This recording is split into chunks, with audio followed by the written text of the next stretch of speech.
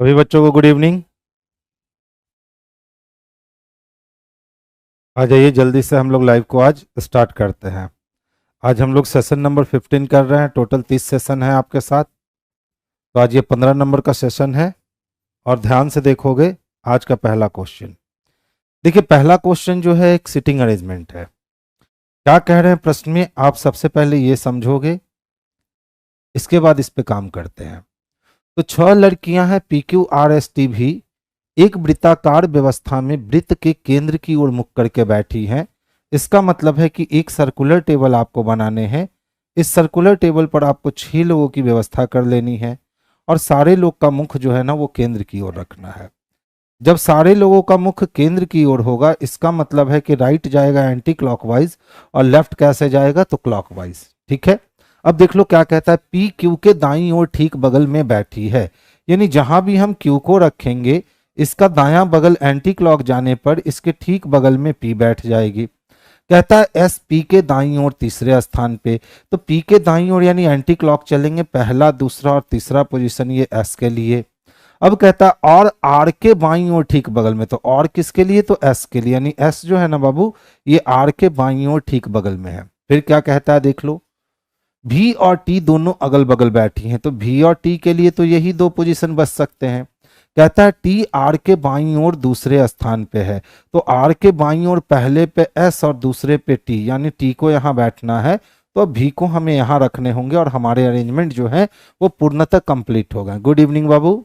अब देखिए क्या कहता है, पूछ रहा है भी के बाईं ओर ठीक बगल में कौन सी लड़की बैठी हुई है। तो अगर भी को हम देखते हैं तो भी का केंद्र की ओर मुख है।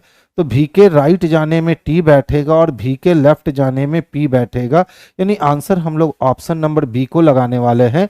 तो पी इसके लिए सबसे परफेक्ट आंसर हो गए। टी बाबू नहीं बैठा हुआ है। पी के लेफ्ट में पूछा है कि भी के बाईं ओर ठीक बगल में कौन है।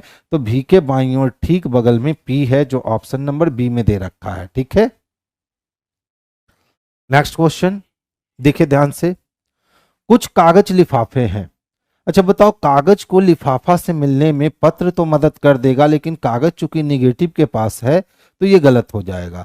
सभी नोटबुक कभी भी पत्र नहीं हो सकते। ठीक है। तो देखिए, कोई वस्तु कोई दूसरी वस्तु तब नहीं हो सकती जब उनके बीच में 100% की दुश्मनी हो। और पत्र की दुश्मनी कागज से है, कागज का कुछ हिस्सा नोटबुक है। यानी नोटबुक और पत्र में 50% दुश्मनी है। तो हम सभी नोटबुक कभी भी पत्र नहीं हो सकते कह सकते हैं, क्योंकि नोटबुक का कुछ हिस्सा कागज के पास है और कागज की दुश्मनी पत्र से है। कुछ नोटबुक लिफाफे हैं। अब देख लो, नोटबुक से लिफाफा तक का सफर तय करने के लिए निगेटिव से होकर गुजरना पड़ेगा, यानी ये भी गलत है। तो केवल 2 नंबर अनुसरण करते हैं, जो ऑप्शन नंबर ए में स्पष्टता देखने को मिल रहा है। ध्यान से देखो कि जितने भी लिफाफे हैं, ये सभी के सभी लिफाफे क्या थे, तो पत्र थे। ठीक है। अब कहता है कोई भी पत्र कागज नहीं, यानी पत्र की दुश्मनी किससे है, तो कागज से है। और फिर कहता है कुछ कागज सर नोटबुक है। कुछ कागज क्या है, तो नोटबुक है। कुछ कागज नोटबुक है। अब ध्यान से देखो, पहला कहता है सर कुछ कागज जो है ना वो लिफाफे हैं। तो ध्यान से देखो, कागज की दुश्मनी किससे है, पत्र से है। और पत्र के अंदर लिफाफा है, तो कागज लिफाफा से मिल नहीं सकता, यानी गलत हो गया। सभी नोटबुक कभी भी पत्र नहीं हो सकते। तो जितना नोटबुक कागज के पास है उतना नोटबुक कभी भी पत्र नहीं हो सकता। यानी हम कह सकते हैं कि सभी नोटबुक पत्र नहीं हो सकता। यानी ये वाली बात सही है। कुछ नोटबुक लिफाफे हैं। क्या कुछ नोटबुक लिफाफे दिखते हैं, तो सर नहीं दिखते हैं। तो इसको भी आप लोग क्या करोगे, तो इसको आप लोग गलत कर लोगे। यानी आंसर कौन हो जाएगा, तो केवल ऑप्शन नंबर ए जो है ना यही इसके लिए परफेक्ट और सुटेबल आंसर होंगे। नेक्स्ट क्वेश्चंस की ओर मूव कर रहे हैं। 30 सेकंड का समय लो और आप इस क्वेश्चंस को सॉल्व करके बताओ। 30 सेकंड है आपके पास। जल्दी से आप इस क्वेश्चंस को सॉल्व करके बताइए।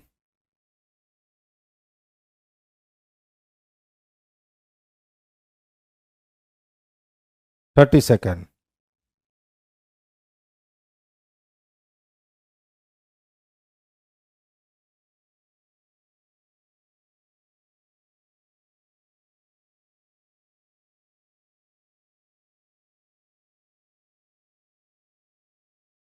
चलिए ध्यान से समझिएगा। कितना है, 4 है, 21, 47, 100, 198, नेक्स्ट वन इज व्हाट। यदि हम दो पदों के बीच का अंतर फाइंड करें तो 4 से 21 तक पहुंचने के लिए हमें 17 प्लस करने होंगे, ठीक है। और 21 से अगर 47 जाने हैं तो 7 में से 1 गया 6 और 4 में से 2 गए 2, यानी 26 प्लस करने होंगे। 47 से 100 तक जाने के लिए कितने बच गए, 3 इधर और 50 इधर, यानी यहाँ 53 ऐड करने होंगे। और यहां देखोगे तो कितने, तो 98 ऐड करने होंगे। अंतर से कुछ स्पष्ट नहीं हो पा रहा है कि आखिर प्रश्न कहना क्या चाहता है। तो इस कंडीशन में हम लोग अंतर का अंतर फाइंड करेंगे और अंतर का अंतर फाइंड करते रहेंगे जब तक कि कुछ बेसिक कॉन्सेप्ट पता ना चल जाए। तो 17 से 26 जाने के लिए आप कितने जोड़ोगे, तो +9 जोड़ोगे। 13 में से 6 गया तो कितने हो गए, तो 7 हो गए। और 4 में से 2 गया तो आपने 27 जोड़ रखा है। अच्छा देख लो, 8 में से 3 गए तो कितना, तो 5। और 9 में से 5 गया तो कितना, तो 4, यानी आपने 45 जोड़ रखा है। ध्यान से देखो तो 9 से 27 के बीच का अंतर कितना, तो 18। अगर हम यहाँ 18 का अंतर फिर से लेते हैं तो 8 7 15 का 5, 2 1 3 1 4, यानी अगला अंतर भी कितने का जाने वाला है, तो अगला अंतर भी 18 का जाने वाला है।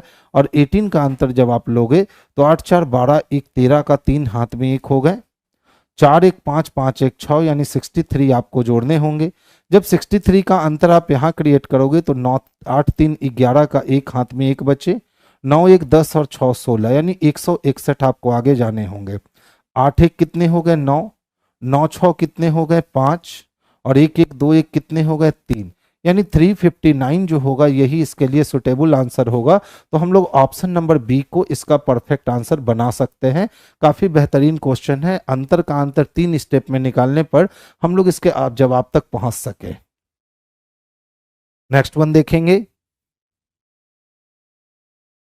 देखिए ध्यान से समझिएगा, ML दिख रहा है, MNL के बाद डबल L दिख रहा है तो डबल L रख दो। और ज्यों ही डबल L रखोगे MNLL MNLL, तो अब क्या होगा, तो M सर N और फिर डबल L, फिर M के बाद N double L, M N double L, यानी क्या चाहिए, तो M चाहिए। अब देख लो फिलर में क्या क्या भर सकते हैं, L M N N M M, इतनी चीजों को हम लोग भर सकते हैं। अब ये वाली ऑप्शन देखो, L के बाद M नहीं है, कैंसिल हो गए। L के बाद M, उसके बाद NN, उसके बाद MM।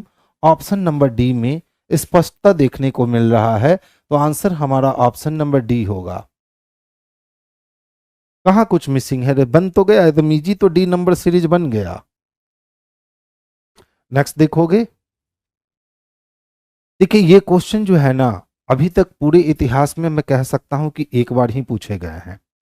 और ये क्वेश्चन इतना बेहतरीन है कि थोड़ा सा अगर कंसस रहोगे तो आप बिल्कुल आराम से बना सकते हो। ध्यान से समझोगे, एक कमरे में 4 व्यक्ति बैठे हुए थे। जब कोई प्रश्न पूछा जाता है तो उसमें से प्रत्येक व्यक्ति 2 उत्तर देते हैं। उन चारों में से केवल 2 व्यक्ति के एकक उत्तर सही है, यानी 2 व्यक्तियों में जो उत्तर कॉमन दिखेगा वही सही होगा और एक उत्तर क्या है, गलत है।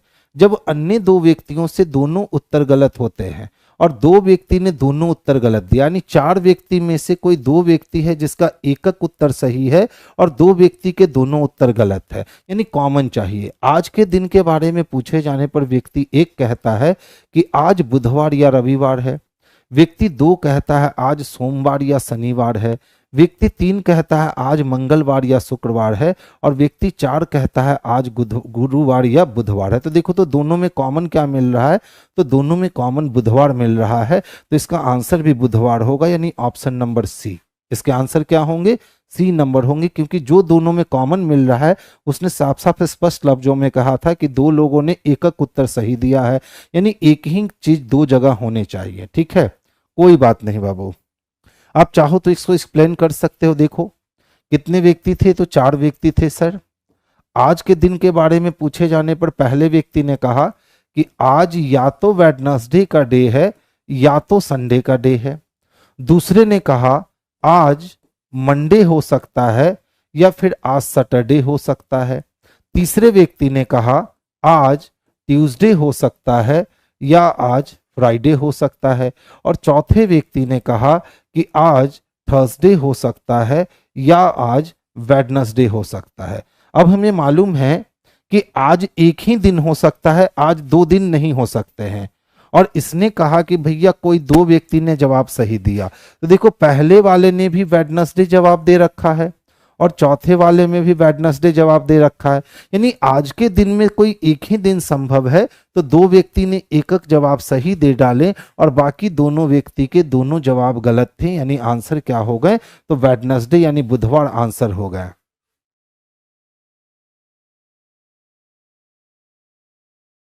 कोई बात नहीं बाबू, क्या है?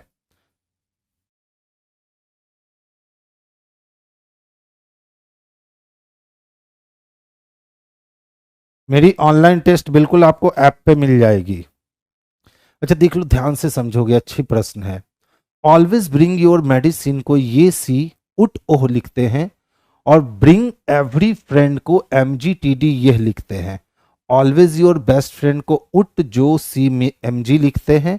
और कहता है सभी कूट शब्द केवल 2 अक्षर वाले कूट शब्द है। यदि योर एवरी मूव को PXTDUT लिखा जाता है तो उस कोड भाषा में ऑलवेज बेस्ट मेडिसिन को क्या लिखोगे? तो सबसे पहले आप ऑलवेज को तलाशने की कोशिश करो। ऑलवेज हमें पहले में मिल रहे हैं, ऑलवेज हमें तीसरे में मिल रहे हैं और ऑलवेज कहीं नहीं मिल रहा है। यानी इस दोनों में ही केवल होने चाहिए और किसी में नहीं। तो देख लो, तो YA दोनों में नहीं है, SI दोनों में है, UT भी दोनों में है, यानी SIUT मिल गया। अब देखो इसमें इसमें क्या कॉमन दिख रहे हैं, तो ध्यान से देखना। और भी कुछ कॉमन है क्या दोनों में? तो हाँ सर, योर कॉमन है। क्या कॉमन है? तो योर कॉमन है, इसीलिए दो दो चीज मिल रहे थे। योर हमारे पास यहाँ भी है, तो देख लो योर के लिए क्या हो गया, तो यूटी यूटी यूटी जो हो गया ना, वो किसके लिए हो गया? तो योर के लिए। अब बताओ, अब पहले और तीसरे में कॉमन क्या है? तो सर SI कॉमन है। यानी ऑलवेज के लिए हमें SI चाहिए। C नंबर में SI नहीं है, B नंबर में SI नहीं है, मिल गया। अब आगे चलते हैं, दूसरी ओर चलते हैं। और क्या चाहिए? तो बेस्ट मेडिसिन चाहिए। तो देखो, तो मेडिसिन ऊपर है ना, अगर हम यहां से ब्रिंग और ब्रिंग को कैंसिल कर ले, यानी कि पहले और दूसरे में ये और ये कैंसिल हो गया। अब हमारे पास सी के लिए पता है, उट के लिए पता है, तो एक ओह चाहिए। तो देखिए ओह इसमें नहीं है, यानी ये कैंसिल हो गया और ऑप्शन नंबर ए इसका प्रॉपर रूप से आंसर हो गया। तो आंसर हमारा ऑप्शन नंबर ए जो है ना, ये बिल्कुल क्लियर हो गया। अच्छा, पहला कंपटीशन एग्जाम है, कोई नहीं बाबू, एकदम जॉली मूड से जाइए, एग्जाम को दीजिए। अगर आपकी तैयारी बहुत अच्छी है तो बिल्कुल आप क्रैक करके आओगे, ठीक है। बस अपनी गलतियों को पहचानिए और उस गलतियों को सॉल्व करना स्टार्ट कीजिए। इस क्वेश्चंस को बनाने के लिए आप 30 सेकंड का समय ले सकते हो और 30 सेकंड के समय इस क्वेश्चंस के लिए पर्याप्त है। आप इसका जवाब हमें दे सकते हो।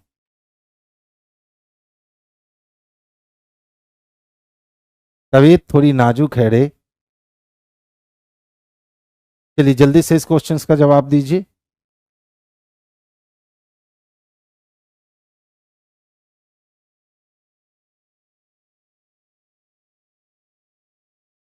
सेवन का आंसर डी, 67।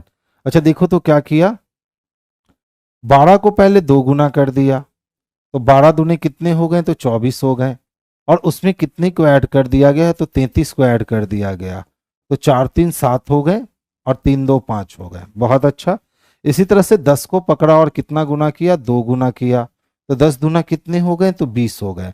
और 20 में क्या जोड़ दिए गए? तो 28 जोड़ दिए गए। तो 20 और 28 कितने हो गए? तो 48 हो गए। सेम तरीका क्या अप्लाई करोगे? तो 14 में 2 गुना ऐड करोगे, तो 14 दूना कितने हो जाएंगे? तो 28 हो जाएंगे। और इस 28 में आप 39 को जोड़ दोगे, तो 8 8 16 1 17 का 7 हाथ में 1 3 2 5 1 6, यानी 67 आ जाएंगे, यानी ऑप्शन नंबर डी आ जाएंगे। बिल्कुल आपने सही जवाब दिया है। अच्छा, नेट बहुत स्लो चल रहा है, कोई नहीं बाबू, कोई नहीं। देखिए क्या कहता है, ध्यान से समझिएगा। इस वर्ष स्कूल को हाइब्रिड मॉडल अर्थात ऑनलाइन के साथ साथ ऑफलाइन पद्धति में भी संचालित करना होगा। तो प्रश्न के अकॉर्डिंग हमें बताया गया कि इस बार जो भी स्कूल चलेंगी उनकी कक्षाएं जो होगी ना, वो हाइब्रिड मॉडल में चलेंगी, यानी ऑनलाइन के साथ साथ ही ऑफलाइन भी चलेगी। अब कहता है कि सर बताओ कथन क्या हो सकता है। तो ये जानकारी हमें दी गई है, इस जानकारी के पीछे का रीजन क्या है, हमें इस रीजन को उजागर करना है। ठीक है, हमें ये जानकारी दी गई, मान लीजिए स्कूल के बारे में जानकारी दी गई, तो संचालित करना होगा कैसे, तो हाइब्रिड मॉडल में। तो ये जानकारी जब गार्जियनों को दी गई होगी, स्कूल के माध्यम से दी गई होगी, तो उस स्कूल के माध्यम से जो ये जानकारी प्रस्तुत की गई कि हम सिर्फ ऑफलाइन कक्षा नहीं लेने वाले हैं, हम लोग ऑफलाइन ऑनलाइन एक ही साथ पढ़ाने वाले हैं, जिसको हम लोगों ने हाइब्रिड मॉडल नाम दिया है। तो हमने ये जानकारी दिया होगा, उसके पीछे का रीजन क्या है, तो उसी रीजन को यहाँ उजागर करना है। तो देखिए कथन नंबर 1, महामारी की वजह से कई माता पिता अभी भी अपने बच्चों को भारी भीड़ युक्त स्थानों पर भेजने के लिए इच्छुक नहीं है। ये रीजन हो सकता है कि महामारी के दौरान बहुत सारे माता पिता चाहते थे कि मेरे बच्चे भीड़ भाड़ युक्त जगहों पर नहीं जाएं, तो जो बच्चे को नहीं भेजना चाहते थे स्कूल, आखिर उनकी स्कूली शिक्षा कैसे पूरी होगी। तो इसके लिए स्कूल वालों ने कहा कि भैया हाइब्रिड मॉडल ले लो, जिन बच्चों को घर से बैठ के ऑनलाइन पढ़ना है वो ऑनलाइन पढ़ सकते हैं, और जिन बच्चों को आने में डर नहीं लगता है वो ऑफलाइन पढ़ सकते हैं। यानी पहला रीजन हो सकता है। तो जब पहला रीजन हो सकता है तो पहला सही भी हो सकता है। अब वहीं दूसरे की बात करें, सामाजिक दूरी मापदंडों के कारण स्कूल में छात्रों को बैठने की क्षमता सभी पंजीकृत छात्रों को समायोजित करने हेतु पर्याप्त नहीं थी। तो सोचिए लॉकडाउन के पहले की स्थिति, मान लीजिए अभी की भी स्थिति क्या होगी। तो हम लोग मान लीजिए 100 एडमिशन लिया तो 100 लोगों के बैठने की व्यवस्था करेंगे, लेकिन लॉकडाउन में ऐसी स्थिति आ गई थी कि 1 फीट के डिस्टेंस पे बैठना था। तो अब उसी क्लासरूम में क्या उस 100 बच्चों को हम बैठा सकते हैं? नहीं। तो वहाँ स्कूल वाले की मजबूरी क्या रही होगी कि ऑनलाइन के साथ ऑफलाइन पद्धति भी अपनाइए, यानी 50 बच्चों को 40 बच्चों को हम क्लास कक्षा में लेंगे और बाकी बच्चे जो हैं वो अपने घर से जिनको सहूलियत होगा वो कर सकते हैं। तो 2 नंबर रीजन भी जो है ना वो बिल्कुल सही है। तो जब दोनों रीजन सही हैं तो इसके लिए दोनों कथन सही हो सकते हैं। अब देखो तो ऐसा सिचुएशन किस में दे रखा है, तो ऐसा सिचुएशन ऑप्शन नंबर डी में दे रखा है कि कथन 1 और कथन 2 दोनों के दोनों संभावित है। सर सैटरडे संडे सेट कब से होगा? कौन सी सेट की बात कर रहे हो बच्चा आप? सैटरडे संडे गंगा घाट पे? अभी तो गंगा घाट पे सेट का कोई अवधारणा नहीं आया है, लेकिन बहुत जल्द ही आपको नोटिस कर दी जाएगी। अगर गंगा घाट पे सेट करवाने होंगे सिस्टम को तो ये बिल्कुल आपको नोटिस कर दी जाएगी। ठीक है, चलिए नेक्स्ट वन देखते हैं। अच्छा देखो, कहता है एक कक्षा में 4 विद्यार्थी का स्थान राहुल और सृजा के बीच है। सृजा का स्थान शीर्ष से 14 और राहुल का स्थान नीचे से 7 है। तो बताओ राहुल और सृजा के बीच यानी बिटवीन की अगर हम बात करते हैं तो बिटवीन की संख्या हमें मात्र 4 मिलती है। अब देख लो, सृजा का स्थान कहता है शीर्ष से, शीर्ष का मतलब होता है लेफ्ट से, और लेफ्ट का पोजीशन 14 है। अब राहुल का स्थान नीचे से, नीचे का मतलब राइट होता है, राइट कितना है 7 है। हमने बता रखा है कि जब भी बिटवीन राइट और लेफ्ट से छोटा होगा तो 2 आंसर आएंगे, एक मैक्स वैल्यू आएगा यानी अधिकतम मान आएगा, और एक मीन वैल्यू आएगा यानी कि मिनिमम वैल्यू यानी न्यूनतम मान आएगा। अब यहाँ प्रश्न में कहीं नहीं कहे गए हैं कि मैक्स वैल्यू चाहिए कि मीन वैल्यू, तो सबसे पहले मैक्स वैल्यू जोड़ो। तो मैक्स वैल्यू के लिए right plus left plus between कर लोगे, आपके आंसर आएंगे।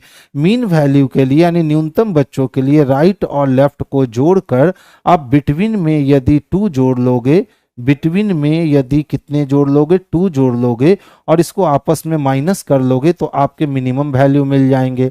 अब देखो यहाँ मैक्सिमम और मिनिमम की बात नहीं करी गई है, तो पहले हम मैक्सिमम ही चेक करेंगे। तो जब मैक्सिमम चेक करेंगे तो कितने हो जाएंगे, तो 7 + 14 21 और 21 + 4 = 25, यानी कुल बच्चों की संख्या 25 होनी चाहिए। 25 दे रखा है। मान लो अगर यहाँ ये न्यूनतम बच्चों की संख्या मांग देता तब हमारा आंसर क्या हो जाता, 7 + 14 21 और माइनस कितना 4 + 2 6। तो अब हम क्या करते, तो 21 में से हम लोग 6 को माइनस करते तो कितने हो जाते, तो 15 हो जाते। यानी यहाँ मैक्सिमम वैल्यू कितने आए 25 और मिनिमम कितने आए 15। तो यहाँ मैक्सिमम मिनिमम की बात नहीं करी गई है, तो हमारा आंसर किसके साथ जाना चाहिए, 25 के साथ जाना चाहिए, जो ऑप्शन नंबर बी में स्पष्ट रूप से दे रखा है। अगर इसी काम को थोड़ा सा आप कंसेस होकर करते तो आपको ये कुछ भी लिखने की जरूरत नहीं होती, एकदम इत्मीनान से इजी कॉन्सेप्ट के साथ आप सॉल्व कर सकते थे। ध्यान से समझिएगा, यदि तुम कड़ी मेहनत नहीं करोगे तो मैं तुम्हें नौकरी से निकाल दूंगा, विभाग विभाग अध्यक्ष द्वारा एक जूनियर इंजीनियर को कहा गया। कोई जूनियर इंजीनियर था जो अच्छे से वर्क नहीं कर रहा होगा, तो विभाग अध्यक्ष ने कहा कि भैया यदि आप कड़ी मेहनत नहीं करोगे तो मैं आपको नौकरी से निकाल दूंगा। अब कहता है सर अजम्पशन लो, और वो भी धारणा लेना है। याद होगा हमने 2 दिन पहले समझाया था कि पूर्वधारणा और धारणा में अंतर होता है।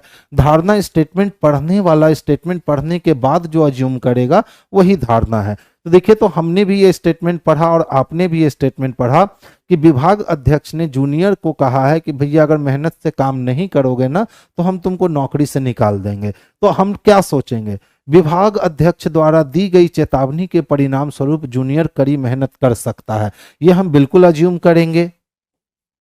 कोई भी जूनियर वर्तमान में कड़ी मेहनत नहीं कर रहा है, तो यहां डांट पड़ी है एक जूनियर को, ना कि सारे जूनियर को। तो सारे जूनियर के बारे में नहीं मालूम है, तो 2 नंबर गलत हो जाएंगे, यानी केवल 1 नंबर सही होगा। और केवल 1 नंबर सही किस में दे रखा है, तो ऑप्शन नंबर सी में दे रखा है। तो आंसर हमारे पास जो आएंगे ये ऑप्शन नंबर सी आएंगे। देखिए, एन से किसको मिलवाना है, तो एन से सर बी को मिलवाना है। अच्छा देख लो, एन भी किसको जानता है, ओ को, और ओ किसको जानता है, बी को।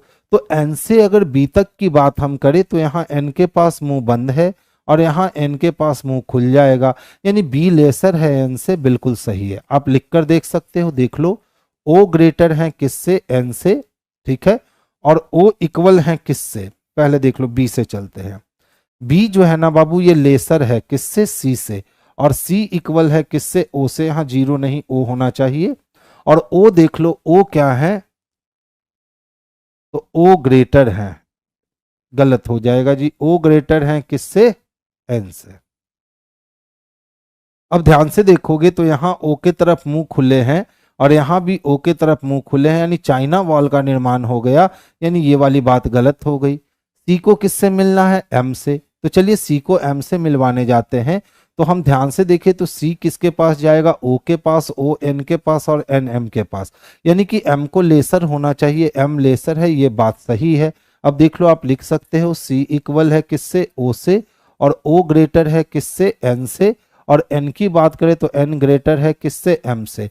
अगर हम सी से एम तक का सफर करें तो इक्वल टू ग्रेटर, और ग्रेटर में ग्रेटर स्ट्रांग होगा, यानी सी को ग्रेटर होना होगा एम से। सी ऑलरेडी ग्रेटर है एम से, यानी दूसरा सही हो गया। तो हम लोग ऑप्शंस किसको करने वाले हैं, तो ऑप्शन सी को करने वाले हैं। तो 11 का आंसर हमारा सी जो है ना वही इसके लिए परफेक्ट और बेस्ट आंसर होंगे। नेक्स्ट वन देखोगे, देखिए, रेखा पूरब की ओर मुख करके खड़ी थी, फिर वो 90 डिग्री पर दाएं मुड़ती है। तो अगर कोई व्यक्ति पूरब से 90 डिग्री पे दायां मुड़ेगा, इसका मतलब वो दक्षिण में जाएगा।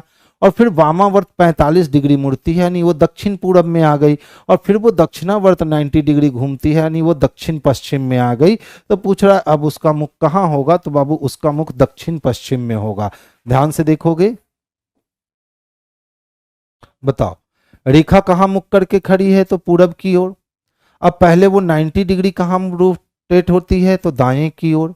अब कहता है फिर वो 45 डिग्री कहाँ, तो एंटी क्लॉकवाइज। और फिर कहता है फिर दक्षिणावर्त यानी क्लॉकवाइज कितना डिग्री, तो 90 डिग्री। यानी अब वो इस वाले सिंबल पे है। जब इस वाले जगह पे है तो इस वाले जगह को हम क्या कहते हैं, तो साउथ वेस्ट कहते हैं, यानी दक्षिण पश्चिम कहते हैं। तो ऑप्शन नंबर बी हमारा इसके लिए सबसे परफेक्ट और सबसे उचित आंसर बन सकता है। नेक्स्ट वन देखोगे, देखिए कितने बॉक्स हैं, तो 6 बॉक्स हैं। कितने बॉक्स हैं, तो 6 बॉक्स हैं। अब कहता है MNOPQR एक के ऊपर एक करके रखे गए हैं, लेकिन उनका इन्हीं क्रम में होना अनिवार्य नहीं है। बॉक्स N और बॉक्स R के बीच केवल एक बॉक्स, बॉक्स N और बॉक्स R के बीच केवल एक बॉक्स, यानी वाइस वर्सा केस जाएगा। बॉक्स Q N के ठीक नीचे है, यानी जहां भी N को रखोगे उसके जस्ट नीचे आपको किसको रखने होंगे, तो Q को। और बॉक्स Q और बॉक्स M के बीच केवल 2 बॉक्स है, और Q और M के बीच में कितने बॉक्स रखे गए हैं, तो 2 बॉक्स। अभी तक हम जमा कर रहे हैं क्योंकि कोई भी कंफर्मेशन हमारे पास नहीं आया है। बॉक्स P के ऊपर कोई बॉक्स नहीं रखा गया। अब देखो कितने बॉक्स हैं, तो 6 बॉक्स हैं। और जैसा कि उसने कहा कि बॉक्स पी के ऊपर कोई बॉक्स नहीं है, इसका मतलब बॉक्स पी पहले नंबर पे जाएगा। फिर कहता है बॉक्स आर नीचे से तीसरा है, तो पहला दूसरा तीसरा ये कौन सा बॉक्स है, तो आर है।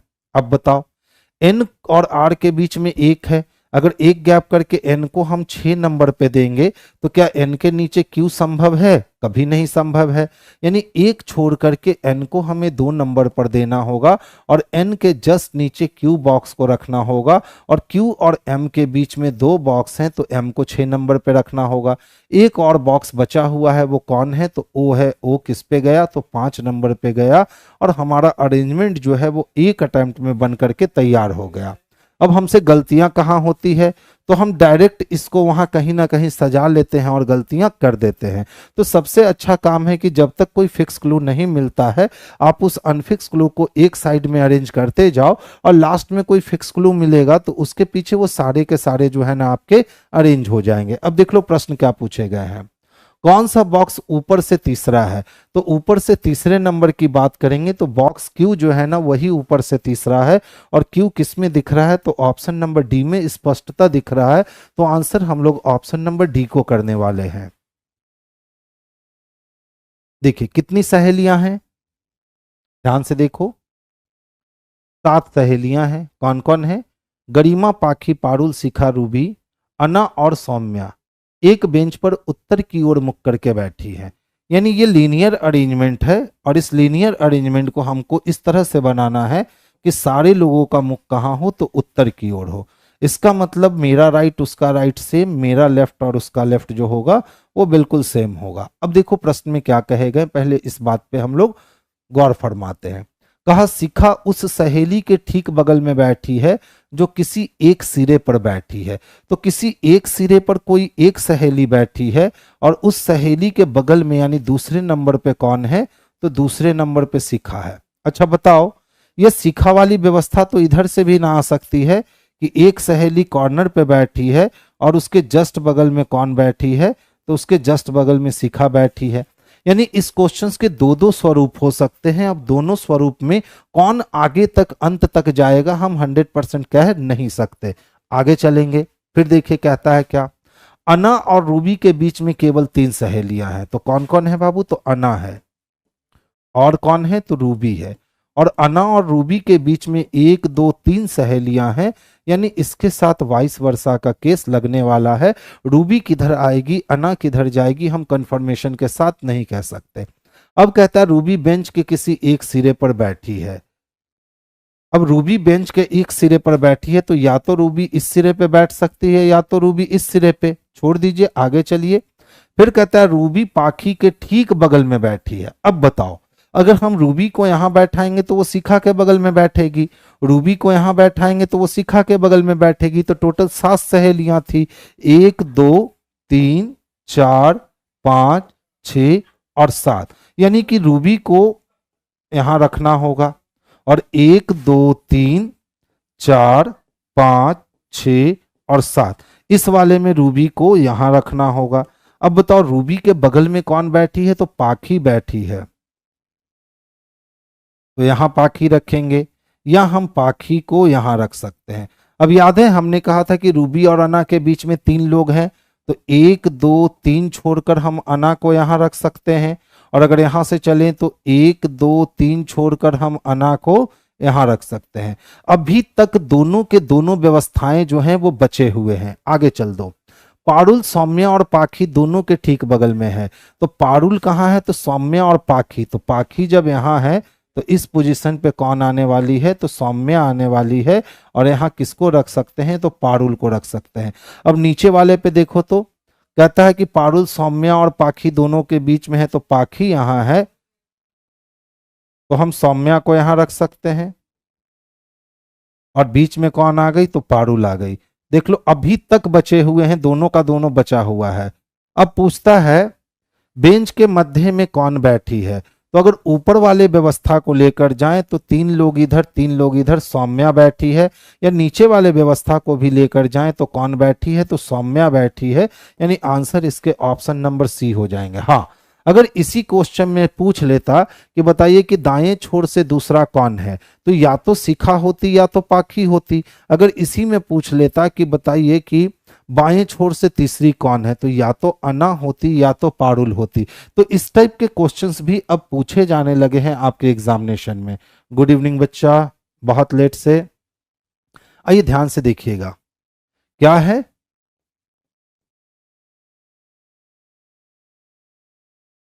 ठीक है, क्या लिखा गया है?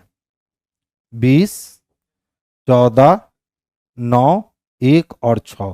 थोड़ा सा कंसंट्रेशन हाई करके देखोगे तो एफ की प्लेस वैल्यू 6 होती है, ए की प्लेस वैल्यू 1 होती है, आई की प्लेस वैल्यू 9 होती है, एन की प्लेस वैल्यू 14 होती है और टी की प्लेस वैल्यू 20 होती है। यानी इंटर क्रॉस करवाकर प्लेस वैल्यू को ही लिखा गया है। तो देख लो किसका चाहिए, पी ओ आई एल का चाहिए, यही चाहिए ना। तो एल के लिए तो 12, आई के लिए 9, ओ के लिए 15 और पी के लिए 16। 12, 9, 15, 16 चाहिए, नहीं है। 12, 9 नहीं है, 12, 9, 15, 16 नहीं है, 12, 9, 15, 16 ऑप्शन नंबर सी में दिख रहा है। तो आंसर हमारे लिए ऑप्शन नंबर सी जो है, यही इसके लिए सबसे बेस्ट और सबसे परफेक्ट आंसर बनने वाला है। देखो कहता है सर 5 व्यक्ति हैं, कौन कौन है? तो P Q R S T एक सीधी पंक्ति में उत्तर की ओर मुख करके बैठे हैं। यानी 5 लोगों की व्यवस्था करनी है और इन 5 लोगों को कहाँ रखना है? तो उत्तर की ओर मुख करवाना है। इसका मतलब मेरा राइट उसका राइट और मेरा लेफ्ट उसका लेफ्ट होने वाला है। ऐसा क्यों? क्योंकि इसका फेस जो है ना वो नॉर्थ की ओर है। अब ध्यान से समझोगे, देखो प्रश्न क्या कहे गए हैं। क्यू एस के बाएं निकटतम स्थान पर बैठा है, जहां भी एस बैठेगा उसके बाएं निकटतम स्थान पे क्यू बैठेगा। अब इस दोनों को जब साथ में बैठना है तो ऑप्शंस बहुत हैं, छोड़ दो, आगे चल दो। आर और टी के मध्य केवल 3 व्यक्ति हैं, तो बताओ आर और टी के मध्य जब केवल 3 ही व्यक्ति हैं तो 5 लोग को बैठने बोला और 5 लोग की व्यवस्था हो गई। लेकिन हम प्रूफ नहीं कर पाएंगे कि आर किधर और टी किधर। आगे चलिए, कहता है पी टी के बाएं निकटतम स्थान पे। अब बताओ अगर टी को हम लेफ्ट इंड पे रख दें तो क्या उसके बाएं पी रख सकते हैं? तो सर नहीं रख सकते हैं। यानी लेफ्ट इंड पे आर को रखना होगा। 1, 2, 3, 4 और ये 5वां प्लेस टी है और टी के जस्ट निकटतम बाएं कौन बैठा है? तो पी बैठा है। अब आपको मालूम है कि एस के बाएं क्यू बैठा है, तो एस के बाएं क्यू यहां भी रख सकते हो या एस के बाएं क्यू यहां भी रख सकते हो, छोड़ दो। अब कहता है पंक्ति के मध्य में कौन बैठा है? आर और टी के मध्य केवल 3 व्यक्ति, तो आर और टी के मध्य हमने यहां 4 व्यक्ति कर दिया है।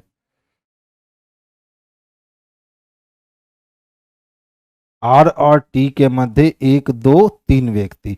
इसका मतलब है कि एस को यहां और क्यू को यहां रखेंगे। अब ठीक बीच में कौन आने वाला है? तो ठीक बीच में एस आने वाला है। वही पूछा था कि बताइए कि पंक्ति के मध्य में कौन बैठा है? तो पंक्ति के मध्य में एस बैठा है। बहुत बढ़िया, नेक्स्ट वन देखोगे।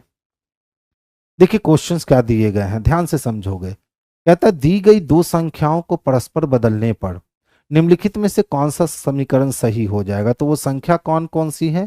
तो 44 और 19 है।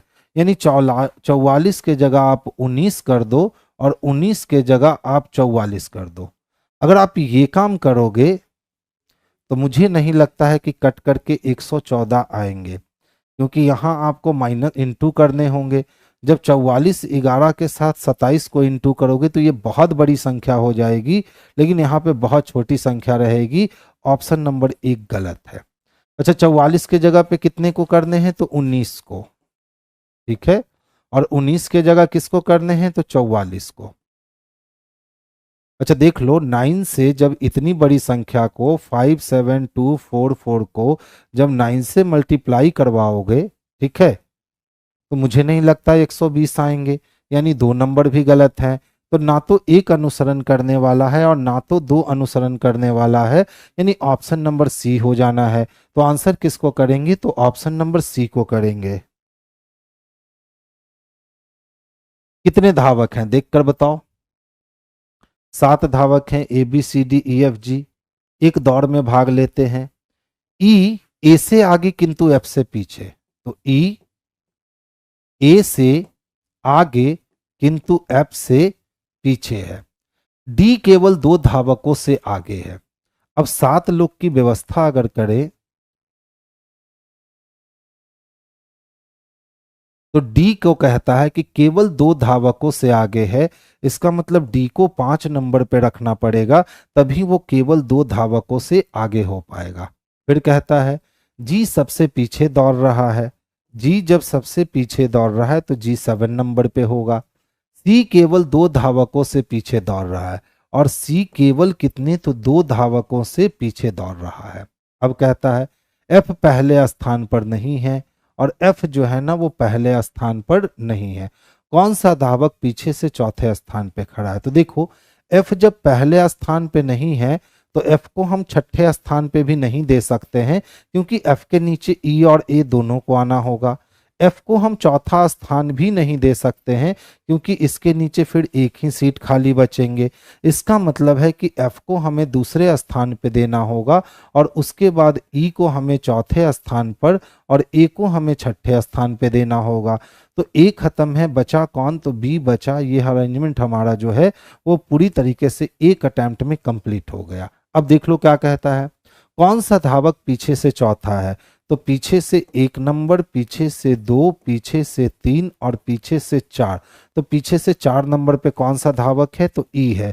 और ई किस में दे रखा है? तो ऑप्शन नंबर सी में दे रखा है। तो आंसर हम लोग ऑप्शन नंबर सी को करेंगे। मंडे से आपकी टेस्ट सीरीज पूरी की पूरी ये मैराथन जो है ये पूरी की पूरी चेंज हो रही है। ठीक है, समय यही रहेंगे, लेकिन क्वेश्चंस प्योर प्रीवियस पेपर के होंगे और किस एग्जामिनेशन से पूछे गए हैं वो साथ में कनेक्ट होंगे। चलिए देखिए क्या है हमारे पास, 17 है, 25 है, 34 है, 44 है और 55 है। नेक्स्ट कहता है व्हाट। यदि हम दो पदों के बीच का अंतर फाइंड करते हैं तो देखो, तो 17 से 25 जाने होंगे हमें, तो 3 यहां और 5 यहां, यानी 8 जोड़ने होंगे। और 25 से 34 जाने के लिए हमें 9 जोड़ने होंगे। 34 से 44 जाने के लिए हमें 10 जोड़ने होंगे। और 44 से 55 जाने के लिए हमें 11 जोड़ने होंगे। यानी अगला टर्म जो हम लोग जोड़ने वाले हैं इसमें 12 जोड़ने वाले हैं। तो 5 और 2 7 हो गया, 5 1 6 हो गए, 67 चाहिए, जो ऑप्शन नंबर ए में स्पष्टता देखने को मिल रहे हैं। तो आंसर हमारा ऑप्शन नंबर ए जो है यही इसके लिए सबसे परफेक्ट और सबसे बेस्ट आंसर है।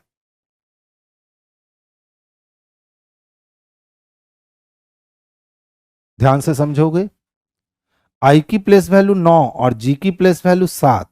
9 से 7 होने का मतलब -2 की कमी। एल की प्लेस वैल्यू 12, जे की प्लेस वैल्यू 10, -2 की कमी। डब्ल्यू की प्लेस वैल्यू 23, तो अब आप 2 की कमी करोगे और 2 की कमी करोगे तो भैया क्या आने वाले हैं? तो 21 आने वाले हैं, यानी यू आने वाले हैं। 2 ऑप्शन ऐसे ही कैंसिल हो गए। अब देख लो, 4 में आप अगर 2 जोड़ोगे तो 4 2 6 होंगे। इसी तरह से आप 19 में 2 जोड़ोगे तो 21 हो जाएंगे। तो 18 में अगर आप 2 जोड़ते हो तो 18 और 2 20, यानी टी मिल जाएंगे। दोनों का यूटी यूटी है, यानी 49 और 81 पे आंसर डिक्लेयर होना है। तो ध्यान से देखोगे, अगर देखोगे तो यहाँ 2 का स्क्वायर किया गया है 4, यहाँ 3 के स्क्वायर को कर दिया, यहाँ 4 का स्क्वायर है 16, तो यहाँ 5 का स्क्वायर हो गया 25। तो यहाँ कितने हैं? तो 8 का स्क्वायर है। तो 2 का स्क्वायर अगले में 3 का, 4 का तो अगले में 5 का, तो यहाँ 8 का स्क्वायर है, तो अब कितने का जाएगा? तो 9 का स्क्वायर, यानी 81 जाएगा। और 81 किस में दे रखा है? तो ऑप्शन नंबर डी में दे रखा है, यानी ऑप्शन नंबर ए को हम सुटेबल आंसर नहीं मानेंगे। तो आंसर हमारा ऑप्शन नंबर डी जो है यही आपके सबसे परफेक्ट और सबसे उचित आंसर बन सकते हैं। नेक्स्ट वन देखोगे, देखिए, सोशल मीडिया का प्रभाव समाज के प्रत्येक वर्ग पर व्यापक रूप से दिखता है। यानी इसके स्टेटमेंट के अनुसार अगर सोशल मीडिया का इफेक्ट दिखा जाए तो समाज के प्रत्येक वर्ग पर व्यापक रूप से दिखता है। अब यहां सवाल उठता है, सर वर्ग से किसको वो दर्शा रहा है? तो वर्ग से वो जनरेशन को दर्शा सकता है। जैसे आज छोटे बच्चे भी सोशल मीडिया पे हैं, मिडिल एज वाले भी मिडिल एज सोशल मीडिया पे हैं, यंगस्टर भी सोशल मीडिया पे है और बूढ़े बुजुर्ग भी सोशल मीडिया पे है। या तो वर्ग में उसको बांट सकता है या तो फिर वर्ग में वो अकॉर्डिंग टू बड़े और छोटे कास्ट वाइज भी बांट सकता है। तो वर्ग इसके पास बहुत सारे हैं बांटने के तरीके, लेकिन उसने सिंपल वे में कह दिया कि सर सोशल मीडिया का प्रभाव समाज के प्रत्येक वर्ग पर व्यापक रूप से दिखता है। अब देख लो क्या कहता है। आजकल लोग सोशल मीडिया के माध्यम से विभिन्न देश से जुड़ गए हैं। हम रीजन दे सकते हैं, इसीलिए हम कह रहे हैं कि सोशल मीडिया का प्रभाव प्रत्येक वर्ग पर व्यापक रूप से पड़ता है। अब बोलोगे सर कैसे?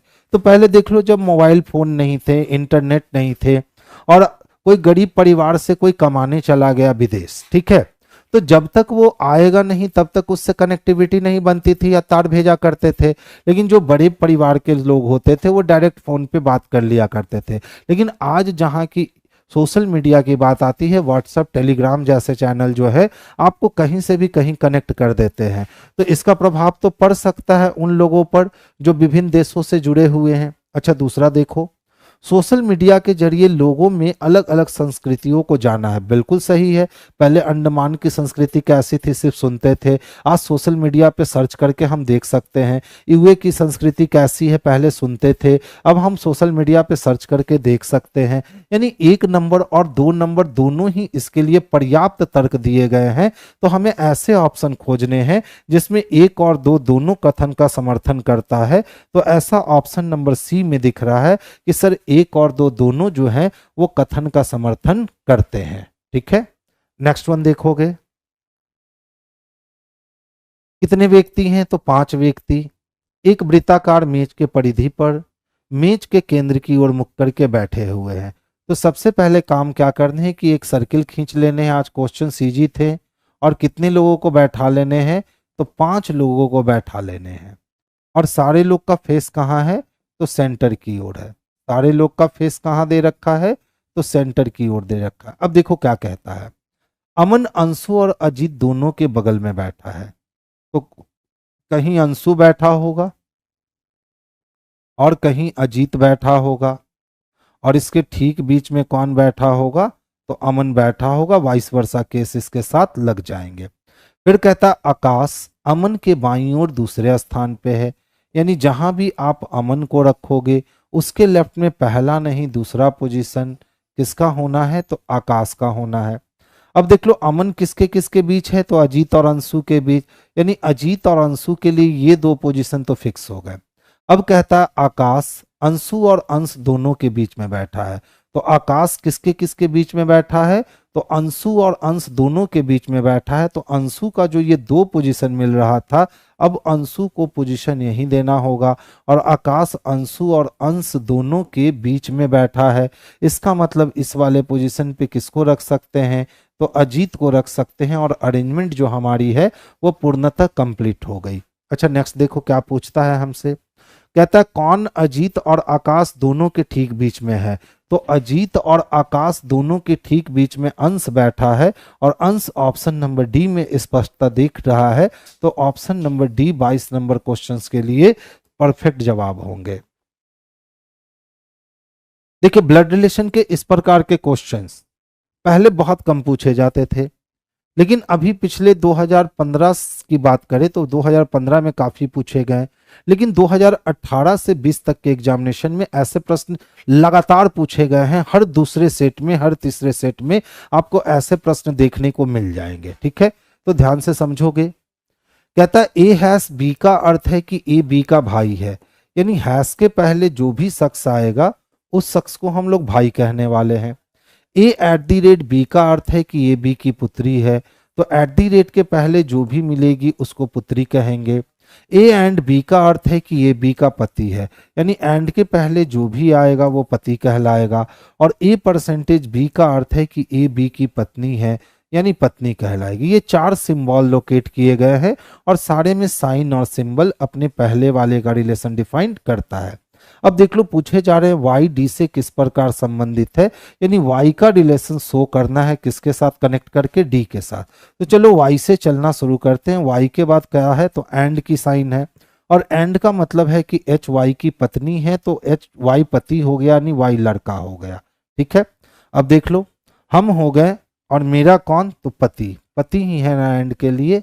हाँ, मेरे पति के पहले एट द रेट ऑफ का साइन है, तो पति की बेटी मेरी भी बेटी होगी, और मेरी बेटी की कौन है, तो बेटी है। तो बेटी की बेटी कहने का मतलब है कि ये नातिन है, तो नातिन हमको क्या कहेगा, तो नाना कहेगा। नातिन हमको क्या कहेगा, नाना कहेगा। हैस का अर्थ भाई दे रखा है, एट द रेट का अर्थ पुत्र दे रखा है, एंड का अर्थ पति दे रखा है, और परसेंटेज का अर्थ पत्नी दे रखा है। तो अगर हम हैं और ये मेरा पति है तो हम महिला हो गए ना। मेरा पति है तो मेरे पति की बेटी यानी नातिन, तो नातिन हमको क्या कहेगी, तो नानी कहेगी।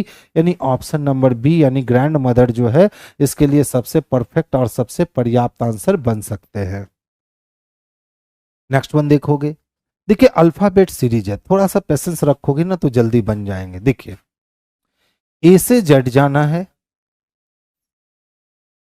एक कॉमा यहां छूटा हुआ है, ठीक है। पी से यू जाना है, तो पी से यू जाने का मतलब है कि 16 से 21 जाने के लिए हमें 5 जोड़ने होंगे, और 11 से 16 जाने के लिए हमें 5 जोड़ने होंगे। क्या पूछ रहा है, अक्षरों के उस संयोजन का चयन कीजिए जिसमें दिए गए अक्षरों की दी गई श्रृंखला के रिक्त स्थानों में क्रमवार रखे जाने पर श्रृंखला पूर्ण हो जाती है, ठीक है।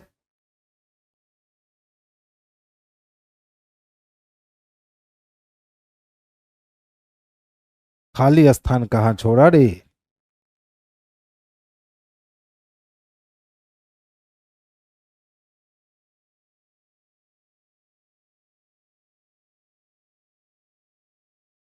तीन घट गए, एक बढ़ गए, 13 से 12, 10 से 11।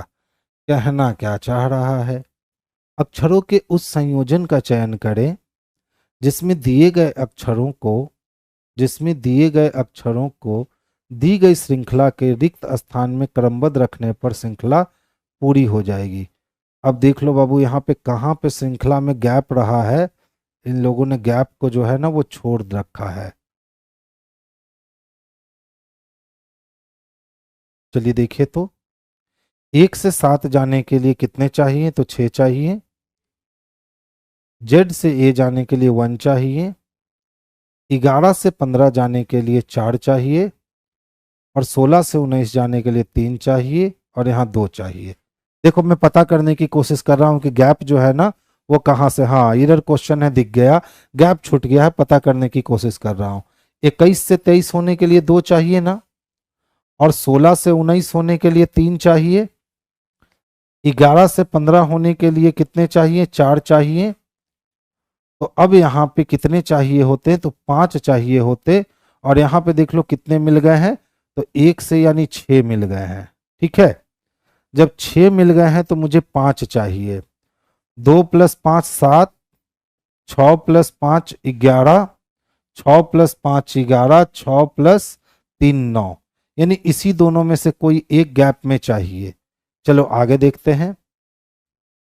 देखो W से B और S से Y, तो W से B होने के लिए कितने चाहिए, तो 5 चाहिए। 23 24 25 26 27, 23 24 25 26 27 28, 5 चाहिए। 19 से Y होने के लिए 6 चाहिए। 15 से 22 होने के लिए 7 चाहिए। तो यहां पे हमें कितने चाहिए होंगे, तो 8 चाहिए होंगे। तो देखो, तो 11 और 8 जोड़ दे तो 19 होगा क्या, ठीक है। और 11 और 8 जोड़ दे तो 19 होगा, यानी यहीं पे कहीं पे कुछ गड़बड़ी करी गई है। अच्छा आगे चलते हैं, देखिए तो 18,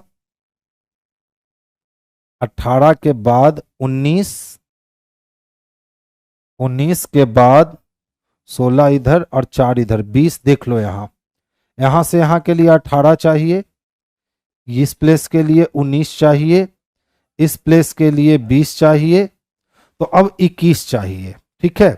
तो देखो, तो 19 से हम 7 यहां लिए और 14 यहां लिए, 21 हो गया। 21, ये भी सही है, यानी लास्ट वाले की बात करें तो 20 है। तो 20 से हमें 12 चाहिए, यानी 6 इधर 12 इधर 18, 18 है तो 8 इधर 11 इधर, 18 10 28, 18 8 इधर 11 इधर, 11 18 19, तो यहाँ 18 का अंतर मिला, तो यहाँ 19 का अंतर मिला। तो अब यहाँ से अगर हम लें तो 10 और 10 20, यहाँ 20 का अंतर मिला, तो अब हमें 21 वाला अंतर चाहिए। तो देखिए, तो 14 में कितना लेंगे, तो हम 15 लेंगे, और 15 और 9 24 हो जाएंगे, और 15 और 10, यानी ब्लैंक को यहाँ होना चाहिए था।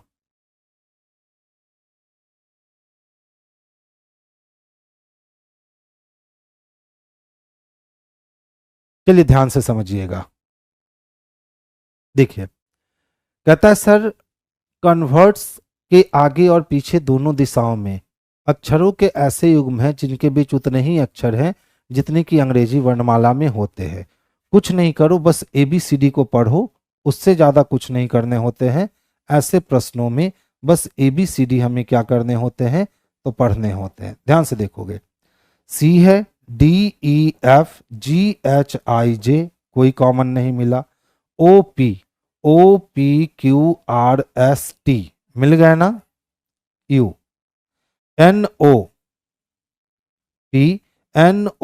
NOPQRS मिल गए। भी से बड़ा कोई नहीं है, मत पढ़ो। EFGHI, EFGH खत्म हो गए। RSTUVW, RST खत्म। TUVWXYZ, TUSTUVWXYZ, यानी 1 2 3 और 1 4 मिल रहे हैं, यानी ऑप्शन नंबर सी जो होगा यही इसके लिए परफेक्ट और उचित आंसर होंगे। नेक्स्ट वन देखोगे, कहता है सर, इनमें से कौन सी दी गई श्रृंखला में बाएं सिरे से 8वें अक्षर या प्रतीक के बाईं ओर 12वां होगा। ठीक है, तो इनमें से कौन सी दी गई श्रृंखला के बाएं सिरे से 8वें अक्षर या प्रतीक, तो 8वां अक्षर या प्रतीक ढूंढ लो, के बाईं ओर 12वां अक्षर या प्रतीक होगा।